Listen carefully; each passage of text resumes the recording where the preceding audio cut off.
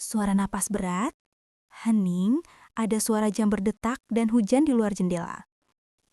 Aku nggak tahu sejak kapan nama itu berhenti kupanggil dengan suara dan mulai kupanggil dengan doa. Dulu, setiap kali aku menyebutnya, ada senyum. Sekarang, setiap kali kusebut, rasanya dada ikut nyesek. Lucu ya, manusia bisa mencintai seseorang sampai sejauh itu. Sampai doa pun ikut bergetar hanya karena satu nama.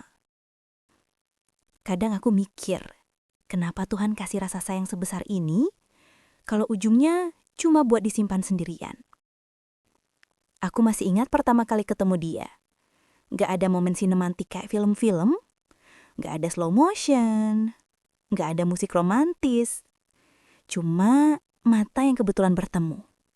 Tapi anehnya, detik itu juga hatiku kayak nemuin rumah yang gak pernah aku cari. Suaranya tenang, tapi di balik tenang itu ada sesuatu yang nempel di udara. Aku gak bisa jelasin gimana rasanya. Cuma tahu setelah hari itu, semua hal kecil tiba-tiba punya dia di dalamnya. Lagu yang gak pernah ku dengar, tempat yang gak pernah ku kunjungi, bahkan kopi yang biasanya pahit, tiba-tiba jadi manis cuma karena aku ingat dia suka kopi hitam tanpa gula. Kadang cinta datang tanpa permisi, dan tanpa sadar, kamu udah nyiapin tempat buat seseorang yang bahkan gak pernah tahu mau tinggal. Awalnya, aku pikir aku cuma kagum.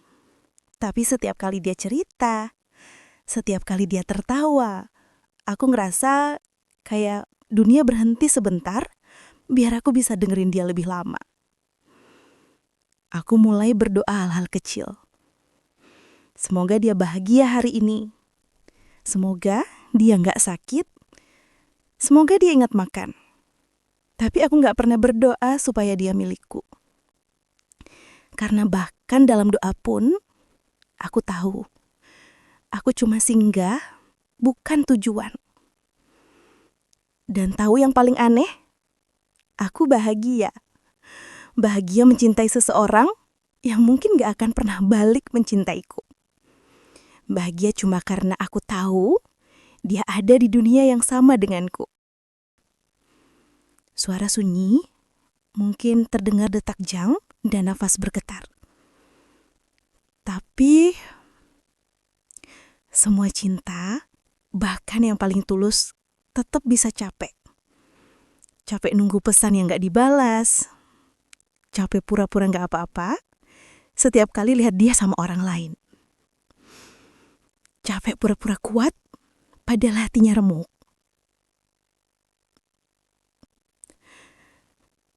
Kadang aku pingin marah ke Tuhan. Kenapa harus dia? Kenapa bukan orang lain yang bisa balas perasaanku? Tapi setiap kali aku mau marah, aku ingat. Yang aku cintai bukan cuma dia, tapi caraku mencintai dia. Mungkin itu bentuk tertingginya cinta. Saat kamu gak lagi menuntut, cuma mendoakan dalam diam. Dan kalau suatu hari dia bahagia tanpa kamu bisa ikut tersenyum sambil bilang, akhirnya doaku sampai juga. Sekarang, tiap kali namanya muncul, aku nggak lagi panik. Aku cuma diam sebentar, narik napas panjang, dan bilang dalam hati, semoga kamu baik-baik aja.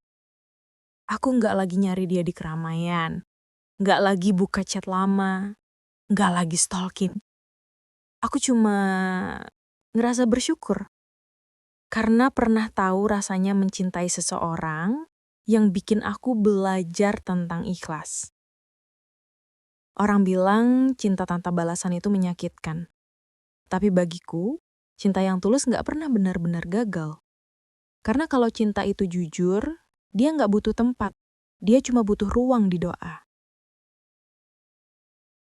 Aku pernah begitu takut kehilangan sampai lupa kalau aku sendiri juga layak dicintai. Tapi, seiring waktu, aku belajar.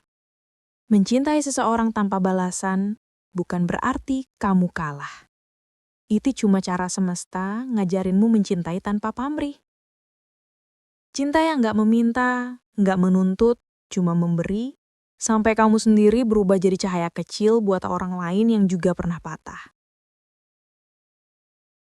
Dan mungkin suatu hari nanti kalau aku ketemu orang baru, aku bakal cinta lagi, tapi nggak akan sekeras dulu.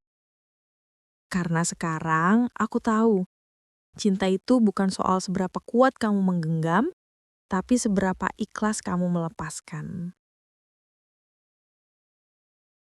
Sampai hari ini, nama itu masih jadi doa. Aku nggak tahu apakah Tuhan masih mendengarnya, atau doa itu udah nyangkut di langit yang sepi. Tapi kalau satu saat kamu ngerasa hangat tanpa alasan, mungkin itu karena aku masih diam-diam mendoakanmu. Karena cinta bukan tentang siapa yang kamu punya, tapi siapa yang kamu doakan, bahkan setelah semuanya selesai. Sampai nama itu